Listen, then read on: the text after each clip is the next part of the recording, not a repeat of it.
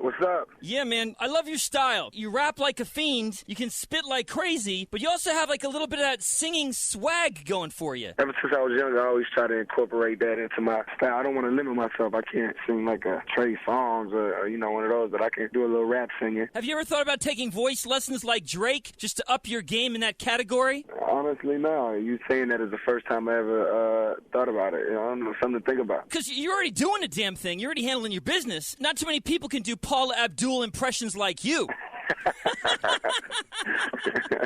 Absolutely. I hear you started rapping at age 14. You were telling stories with your lyrics. What got you in the game initially? You know what it was?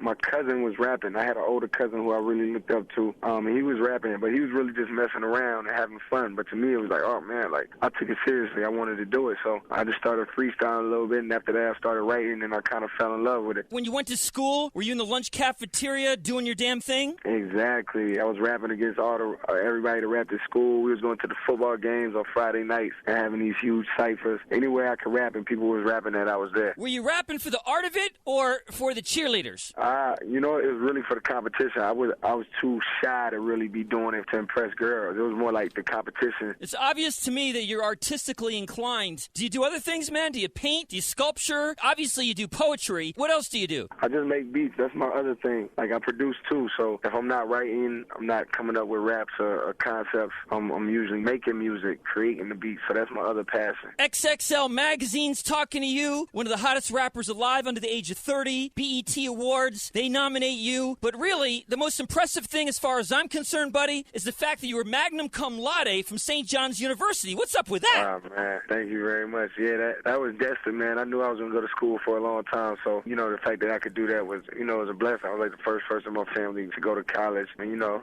I graduated with honors. So that was beautiful. That's kind of interesting. You grew up in North Carolina, yet you had this taste in your mouth for New York, because you get put on as a rapper. Was it hard studying, but also chasing music? Yeah, it was, because I got caught up at first. And it wasn't really in the studying. I was always good at school. So, I knew how to wait to the last minute to study enough to pass the test. But it was really more so the social life, the girls. And, I wasn't living with my mom for the first time in my life. I had girls in my dorm room, and it was a whole new experience. So I had to adjust. I had to kind of snap back into the reason why I even got to New York. And it took about 2 years to really get refocused. When you had girls in your dorm, did you put a tie out on the knob of your door handle? Make sure your roommate didn't come through? You put a sock. We put socks. Absolutely. You know the deal. Absolutely. When you were in high school and you're in the Carolinas and you're doing the damn thing, you're artistic, you're coming up, you got mad skills. You know in your heart you have to go to New York and make that transition in order to get put on. But I also read recently in an article that you said, today it's not like that. You can actually get put on from the Carolinas because of social media, if you will. Exactly.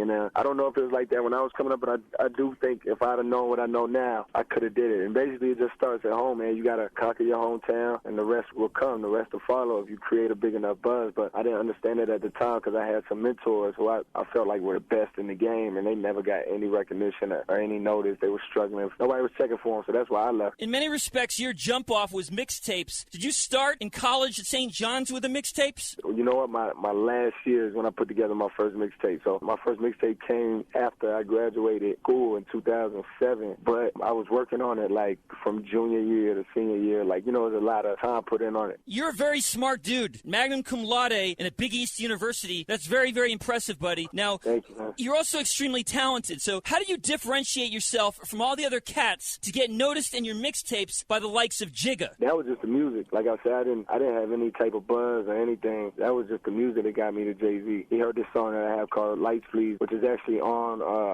my album coming out Tuesday. But he heard that song, and then he wanted to meet me just after hearing that song. Did you have some kind of a great story to tell us about meeting Jay-Z for the first time? Man, basically, I was on my way to work. The only way I could charge my phone was in my car, so I was charging my phone in my car. It was dead, so I had it off, trying to get the best charge I could get. When I walked into work, I turned on my phone, and as soon as I'm walking in, simultaneously, I get a text like, yo, today's the day. Jay-Z wants to meet you. So I ran to the bathroom. I didn't say what's up to anybody. I ran to the bathroom, called the person, like, yo, what's going on? And they told me he wanted to meet me, and I walked right out of work. Like, how you go tell your boss, you might tell your boss, like, yo, what's up, man? I got something big came up. I just walked out. Like, I didn't even, I didn't even call. And when you sat down with Jigga, how did he step to you? There's a lot of respect, man. First thing I noticed was that, I'm taller than this guy, first of all. Second thing, I was just worried about my hands. My hands were sweating so bad from being nervous. I didn't want him to think like, what's up with this dude's hands, man? So after that, it was all love. You must be crazy tall, because Jigga's like 6'6'1", right? Yeah, he's like, I would give him 6'1", 6'2", maybe. I'm 6'3", 6'4". You should have been balling at St. John's, man. Absolutely. Janice Landing St. Pete this Saturday. Your show is sold out. Do you know that? Yeah, I heard, man. That feels so good. It's a lot of love, man. I don't know what it is, because in many respects, you're a New York cat now, and Tampa and Fort Myers has more love for you than anywhere else in America right now. It's mad love, and certainly manifesting itself in the context of a sold-out show. Absolutely, and I definitely appreciate that, especially when you take into account that I don't have an album out right now. So this is all love that's coming before my album even drops, so it's incredible. I understand that you said, it's kind of bold, that you're going to change the game. Yeah, I'm definitely going to try, man. I'm trying to be successful with a different style of hip-hop. I'm telling stories. I'm talking about some things that the average rapper's not talking about, and if I could be successful, hopefully we can change the tide a little bit. Vibe Magazine is checking for you, XXL. You got Jigga in your camp. You got a lot going for you. I mean, mostly, of course, your talent. What do you learn opening up for Drake in Europe or the likes of Rihanna in the Caribbean? What do you learn from them? Man, I'm learning so much